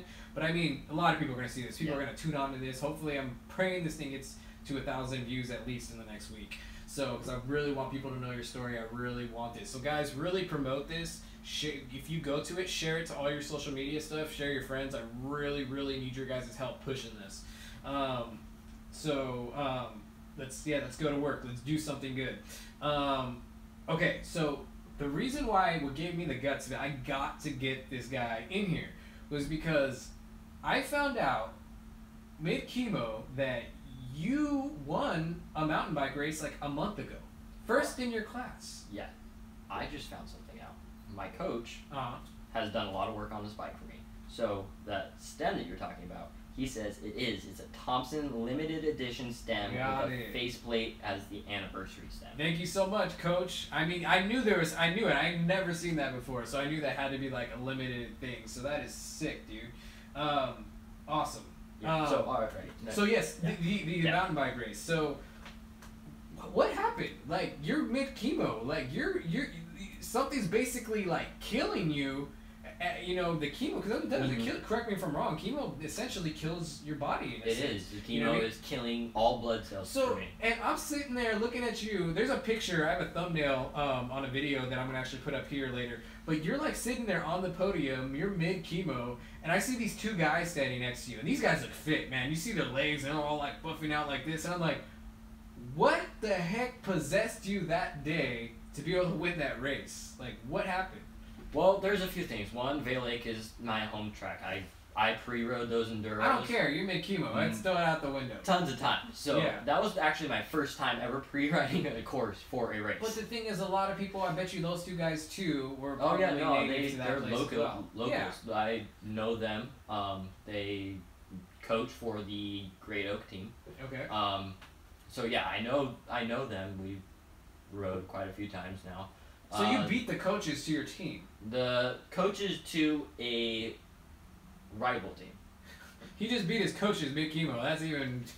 there it goes. There's some perspective for you guys. Go ahead. So, yeah. There was that. And then the pre-ride. It was my first time ever being able to pre-ride a course. That helped a lot. Yeah. I've always been around... Or the race before that, actually, I was 11th place out there. But I never pre-rode the course. Yeah. I came out the second time, and I wasn't feeling so great. I was, a little out of it, but that's kind of just the normal. Get up to the top. All right, let's do this. It's just another race, another day. So when we did that, we, you make it down the first run, and it's all right, that was fun. That was cool. Good job. Yeah, let's go. Then the live results actually were not working at the time. So I was thinking I'm going to be somewhere around, like, I don't know, 10th, 11th, somewhere around there. So go up for the next run, and the next run was a trail that we call Waterfalls. I knew that I was not going to do quite as well, because no matter how much I crank, I am very light, especially compared to some of the people in that category, being that I signed up for the beginner men, which is men. So that's another story that I'll talk about afterwards. When going down the mountain, I knew I wasn't going to do well as some of the others, because I don't have the weight to carry my momentum down this trail. This trail is a very fast trail, riding a ridgeline. So it was kind of expected. Like, I'm going to have to really push to be able to maintain some time on this. I'm going to have to crank the entire way, which was made possible because of the cross-country training that my coach, Jason Ganske, set up for me. So that helped a lot towards that run. I got down to the bottom, and I was on my way up for run 3 because the results still weren't up. But on the way by, somebody asked, how are you doing? And I said, I don't know, I can't get the live results up.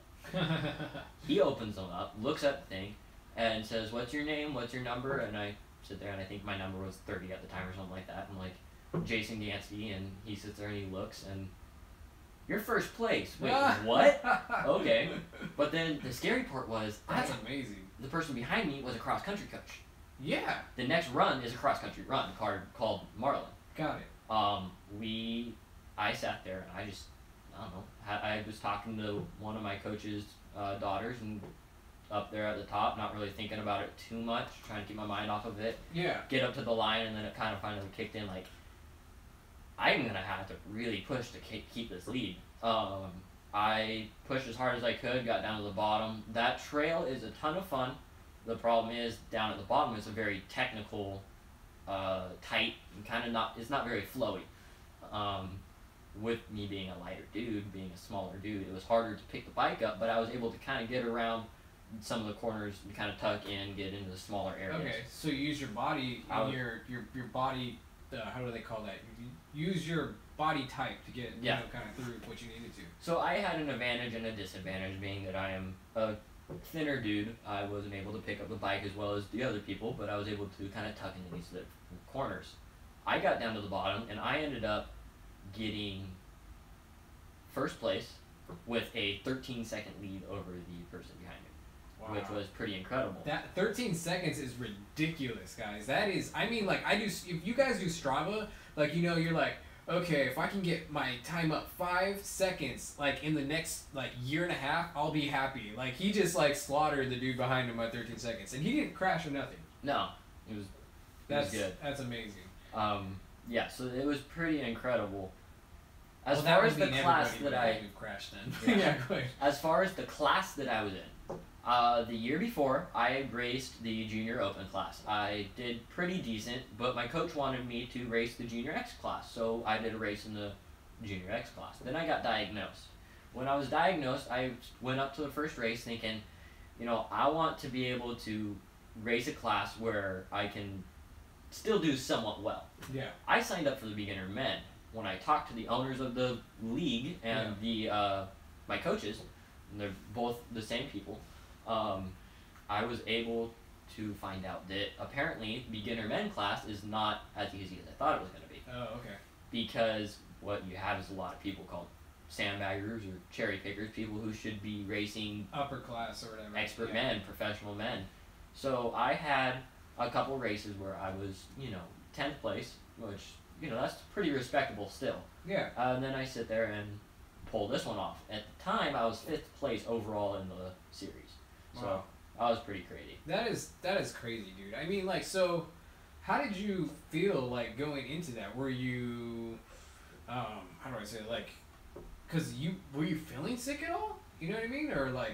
Most of the time that I, at that point, was racing, I felt not normal, but my body kind of became used to it, if that makes any sense. Yeah. I got used to the feeling of the nauseousness. So my body was still going through all the pains and stuff. I just kind of didn't feel it as much. So as far as physically feeling crummy, it was not as bad as it has been, but it was definitely still, my body was not at peak condition. Yeah, can you imagine if this dude was at peak condition? I mean, like, you got the next Aaron Witten here. Wait till you get off the chemo, man. Well, you've been off the chemo, right? I take chemo every night. I take an oral chemo every night. And then I take another oral chemo once a week. Then I go to the hospital once a month for a treatment. Once every other month, I go and I get put under for procedure. So I am not off of chemo.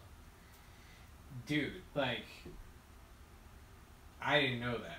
So you're still on this. You're still going. You know what I mean? Even though you're in remission, you're still. Because usually when you're in remission, like, you know, you don't do anything anymore. They're just watching you, right? Yep. I mean, so how much longer? In fact, when I get home, the first thing I'm gonna go do is I'm gonna go take my chemo. I've got 2.5 pills of chemo that I have to take that keep my a normal. Well, think of it this way: a normal person's ANC, absolute neutrophil count, is around 5,000 times whatever. I think it's like 100,000 or 10,000 or something like that. But the way that they gauge it is a normal person's ANC is around 5,000. My current ANC, the chemo, is knocking it down to about 1,200, so like 1,200. So I'm definitely still taking chemo, and it's keeping my body down and, you know, in awesome. check, I guess. Dude, so, that's amazing. I mean, like, it's awesome. When I say awesome, it's awesome that you're still fighting this. You know what I mean? You're like, and you're still doing what you're doing. You know what I mean? That alone, I think, should really, like, inspire the people out there, and to, you know, to just keep, like, we all go through things, guys, and it inspires me.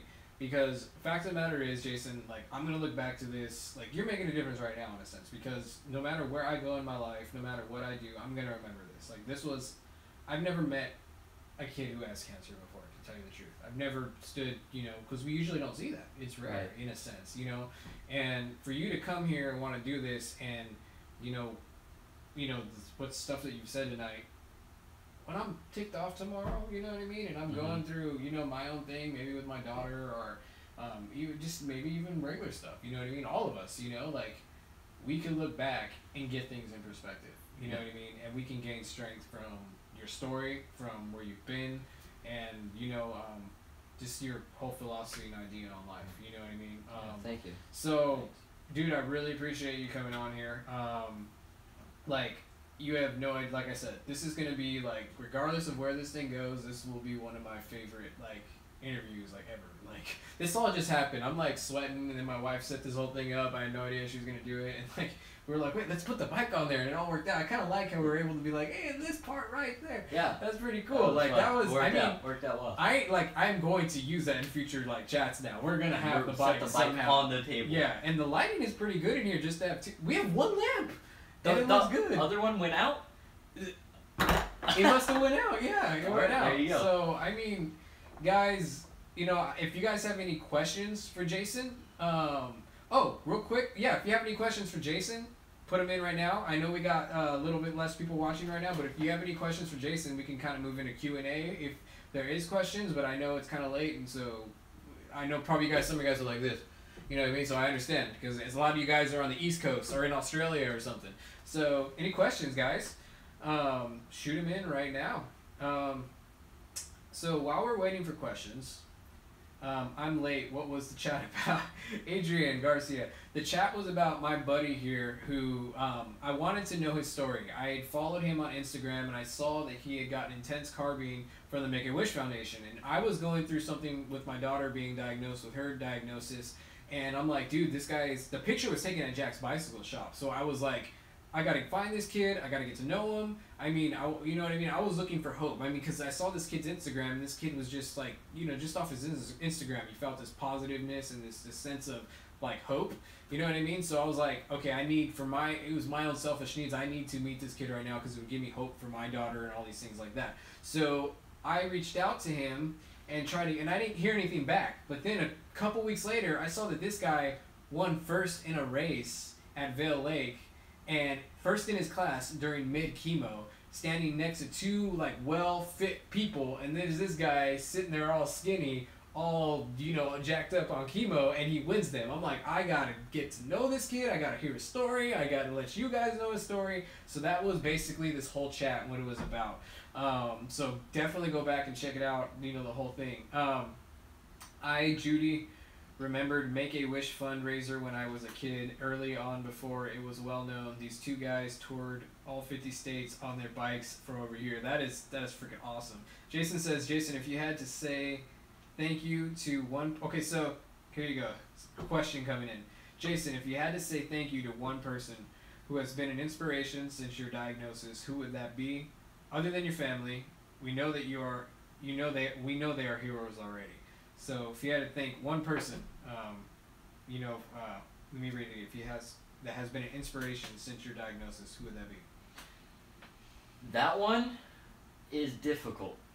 Can I list a family? For a family? Yeah. I mean, there's no really rules here. So I mean, I've got to say, I had a friend who would come to the hospital and was there almost every single day. And this is a friend? This was a friend of a family. It was our friend, but she would be there the entire time. Like, she stayed multiple nights overnight with me. So her and her entire future family, she ended up getting married to part of another family who was all part of this. They were all in an extreme support. They're the Connors. Jeff Connor, Dr. Jeff Connor, then there's Corey Connor, David Connor, Stevie Connor. They were all an extreme help to me, both emotionally and, you know, physically, whether it's getting me out to do something. Stevie would be at my house and sit there and say, hey, we got to do physical therapy, and sit there and we do the physical therapy as much as I would fight it. So the Connors were definitely an amazing people, or a family that helped. I also had an incredible family who helped support me, and when my sister didn't want to go to the hospital, they would take her for days at a time. The Lees would help take care of my sister, take her to her dance practices or stuff like that. So I mean, there isn't one person necessarily for the cancer that I can thank a lot, but as far as the mountain biking, being able to get into the mountain biking even with the leukemia, I gotta say Jason and Heather Renoa, they are my coach. They own the SoCal Endurance League. They are definitely an extreme support and inspiration for me. I gotta thank all three of those families. Those definitely made a huge impact. I couldn't give just one person. I could go on for days and days. Justin just answered. The one who asked you. He was like, great answer. So awesome. No, it was a great answer, dude. That's awesome. Yeah, I couldn't thank anyone or everyone enough. It was. Your coach just said, amazing. We love you, Jay. So Adrian Garcia says, are you still able to race?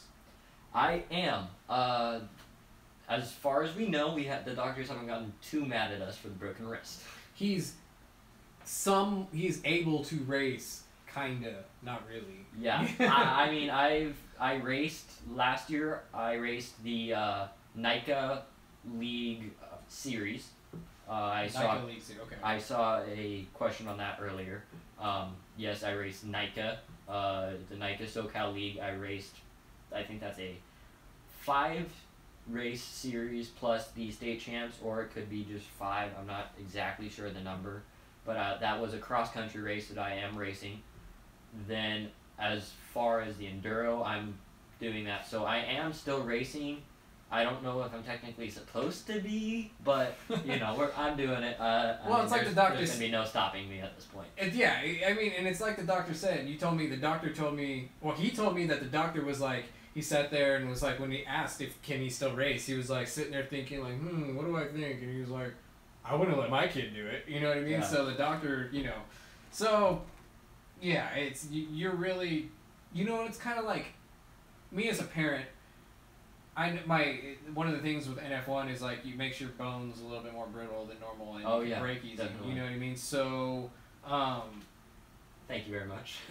until we drop in SoCal, heck yeah. So like I'm not gonna sit there and tell her you can't ride a horse. Yeah. I'm not gonna say you can't get on a bike if that's what you want to do. I mean, I think a lot of people try to play that protective thing. You know what I mean? And really, what I think we as parents need to do is have a balance. You know what I mean? And allowing your kid to protect them, have their best interests. But fact of the matter is, what gets people through difficult and hard times is doing what you love to do. And depression can pay, and feeling down and not getting those endorphins can play and wreak havoc on your body anyway. So it's like a balance, you know what I mean? And let them enjoy life, you know what I mean? Let them experience riding that horse. You know what I mean? I want, you know, like, I don't know. No one knows anything about my daughter's diagnosis. You know what I mean? For all we know, the chlorine in the water could have set something off or whatever and caused a tumor or whatever. Because what's going on with the NF1 is that they don't, there's a deficiency in the, I forgot what gene, it's like the 21st chromosome or something like that. And it doesn't produce I forgot if it's like a protein, it doesn't produce a protein that regulates cell growth.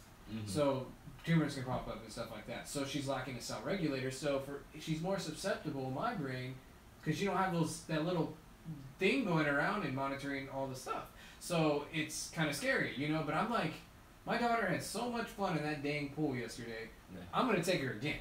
You know what I mean? And to see that smile on her face is priceless, you know. So just remember, breaking bones biking is better than breaking brains with an Xbox. Yeah, I gotta use that. Hey, I do both. Well, you know what? But the thing is, you get outside. You know what I mean? Yeah, and that's for the sure, thing. I'm not saying video games are all bad, and I don't think any of us are saying that, you know. So, and I don't think Justin's saying that, you know, video games are bad. It's just everything is good in moderation. My mom would say video games are bad, but we all kind of have lead towards our, you know, thing. Say 3 times fast, haha. What do you say 3 times fast? Breaking bones is better than breaking brains. Breaking bones is better than breaking brains. Breaking bones is better than breaking brains. Breaking bones is better. You forgot the with Xbox though.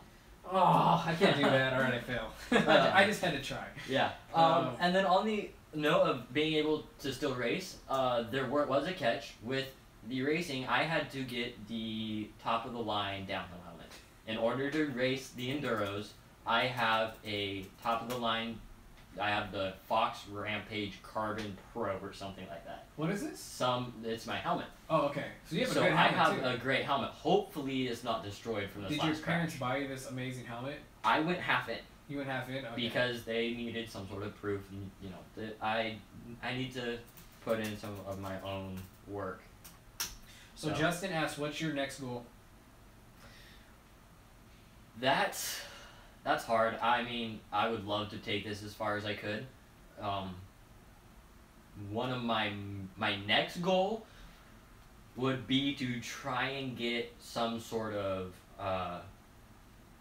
career in college, or take this to college, go mountain biking for college. There's some pretty amazing mountain bike teams in Colorado. There's one in San Diego, all colleges. I mean, if I could take this to college, that would be my next step. Yeah. But I would love to take it even further. I mean, if I could make it to Olympics, I would go for the Olympics. But yeah, because you do cross country, so they have that at the Olympics. Yeah, I do both cross country and the enduro. Dude, that'd be awesome. All right, guys. So, any last questions? Any last things to sum up? We're gonna be summing up here. We have been going for 2 hours. I really wanted this to go 2 hours. I didn't know if it was gonna get there, but we got a lot of substance. We got a lot of good stuff out of it. So I'm really stoked on that. And I mean, this is gonna be. I think it was worth 2 hours. I mean, I think people can go back to this, binge watch it, or just, you know what I mean, listen to it in sections. You know what I mean? Yeah, come back, because dude, you were awesome. What city do you stay in MTV drop in? Let's just say I'm in the SoCal Riverside area. I'll put that out there. SoCal Riverside. So if you're ever in Riverside, it's all doable. Except if you're like an Indio or something. Maybe we could set something up because I've never ridden an Indio.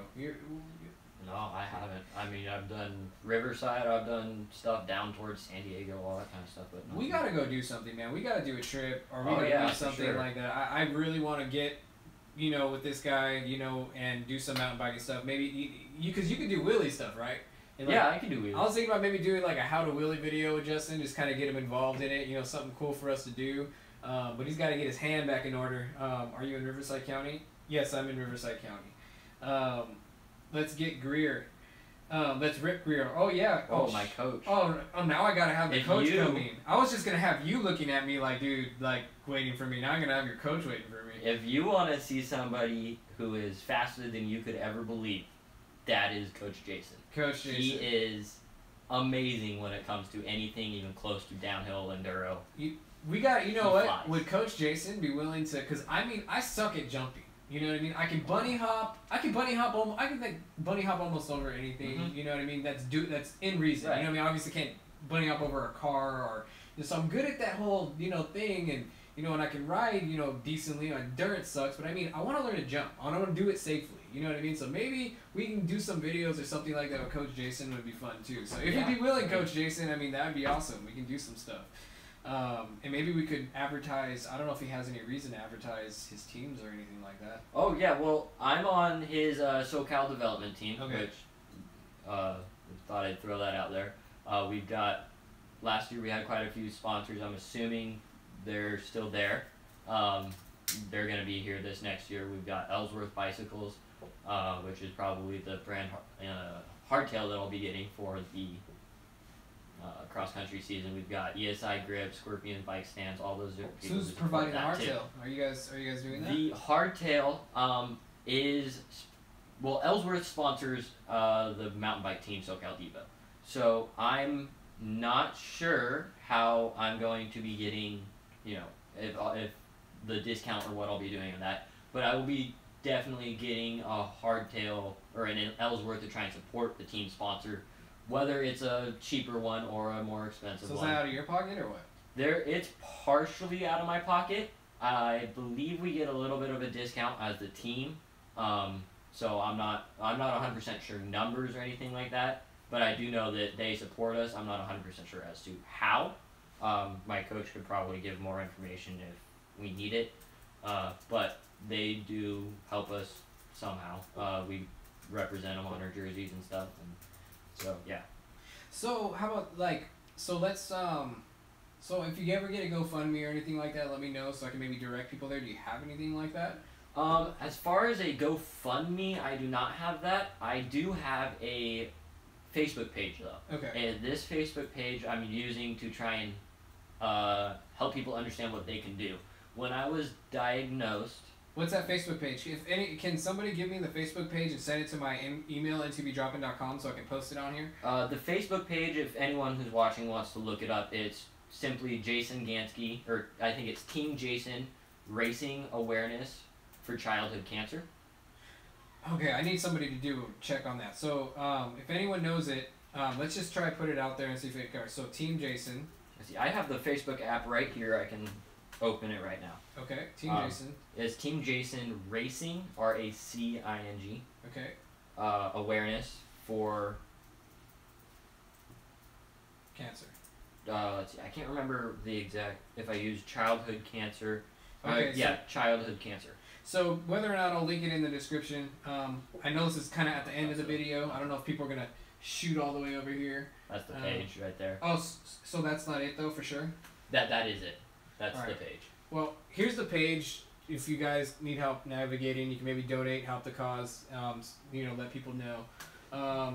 Team Jason raising awareness. Oh, see, freaking Jason Ramsey is on top of it, man. This guy, man, if I make it big, I am sending Jason Ramsey, all the kudos stuff, man. He's just been so awesome.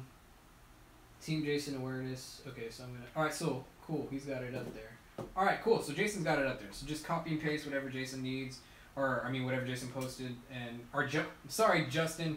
Keep calling Justin Jason. Justin, Jason. I'm just all over the place. It's late. It ends up happening that way. Yeah, it's 9 o'clock. Don't just blame it. I know, and then on the blame it on the nighttime brain. And I have a lot of guys on the East Coast too. So right there, it's actually too, Gene is 3 hours ahead right now. He just... Oh really? Yeah, he bounced about 30 minutes ago. He's probably nodding off like this or whatever. Oh yeah, for sure. So, Put facebook.com first. Okay, thank you so much. I'm going to leave that up for a little bit. So, nope, just come ride to Idaho, bro. 10 p.m. here. Oh, shoot. Yeah, Idaho. Yeah, Idaho's right up, you know, not north, but kind of north up and then over to the It's east somewhere, a little bit. Yeah. somewhere around here. Man, I love Idaho. I went to Coeur d'Alene, Idaho, and oh my gosh, like, I wasn't a mountain I've done biker. that too. I did that too. Did you mountain bike We ride? did not mountain bike ride. See, I didn't know about mountain bike riding when I went there either, but now I remember and I'm thinking like, oh my gosh, the mountain biking that Gosh, you know is that out would be, there. That would be fun. That is so beautiful out there. Too. Yeah, man, it'd be cool if we can get out there, like put something together. That would be sweet. So we are at 2 hours and I'm just having too much fun. Okay, so guys, next 30 seconds, any last things, because we're going to probably shut this thing down for sure pretty soon. But remember, guys, share the heck out of this on all your Facebook, social media stuff. Let's get this thing going. We got a lot of good stuff in here about cancer and about leukemia in general. A lot of people are struggling from it, so let's get this thing going. Take care, Jason. You are definitely an inspiration. Thank you, Jason, for sharing your story. Yeah, man. So I want to thank you, dude. Thank you so much, dude. Thank It you was very much awesome. for Thank you for having me letting here. me put your bike on the table. Yeah. Dude, I was like, hey, dude, do you mind if we put the bike up here? Is that cool? And he's like, yeah, man, let's go do it. Blah, blah. I'm Just like, taking "All a right, harder hit than falling from a little I mean- table. I mean, we'll be fine. cool." Well, that's true. That's true. I mean, shoot. Dude. All right, guys. So Tony with N2B dropping. Remember to stay strong, keep pedaling, and we're gonna be dropping out. Remember, guys, too, I'm on Patreon. Come check that out. We're building it up. It's kind of like a tip jar right now if you want to help support the channel. Keep it going. I want to have more guys like Jason on the channel and to share their story and to share how mountain biking has affected their lives. So if you guys like what's going on in the channel, go to Patreon, show your support, and let's take this thing to the next level, guys. So this is Tony with NTV Drop In, and we're dropping out. Say bye, Jason. Bye, everybody. Say bye, Jason. Thanks for watching. Thanks for watching. Woohoo! Yeah, awesome. Say, love you, Mom. Hi, Mom. Say- Yeah, no, hi. love you, I Mom. love you, Mom. Yeah. Love you, Dad. Yeah. Parents. Yeah, hi, love you. Oh my gosh, that's awesome. Alright, let's see what's up. I'm gonna go to finish. I'm gonna go to end.